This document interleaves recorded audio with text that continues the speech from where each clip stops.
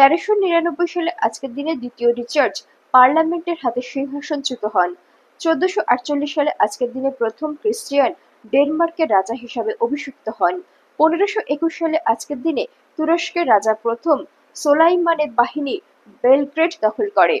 1760 সালে আজকের দিনে রাশিয়া ও অস্ট্রিয়ার বাহিনী বার্লিন দখল করে। 1829 সালে আজকের দিনে পুলিশ বাহিনী লন্ডনে প্রথম দায়িত্ব পালন শুরু করে।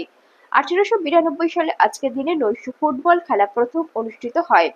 1906 সালে আজকের দিনে মার্কিন সেনাবাহিনী কিউবা পুনর্দখল করে। 1918 সালে আজকের দিনে প্রথম বিশ্বযুদ্ধে কয়েকবার পরাজিত হওয়ার পর বুলগেরিয়া মিত্র বাহিনীর কাছে আত্মসমর্পণ করে।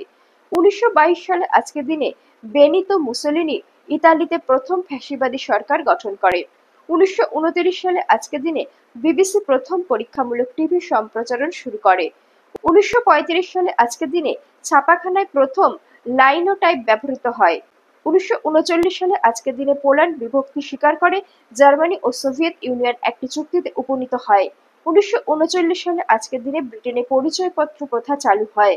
1988 সালে আজকের দিনে মাওলানা আবুল কালাম আজাদ লিখিত ইন্ডিয়া উইন্স ফ্রিডম গ্রন্থের অপ্রকাশিত অংশ দিল্লি হাইকোর্টে খোলা হয়। 1922 সালে আজকের দিনে চট্টগ্রাম শাহ আমানত আন্তর্জাতিক বিমানবন্দর থেকে প্রথম আন্তর্জাতিক ফ্লাইট চালু হয়।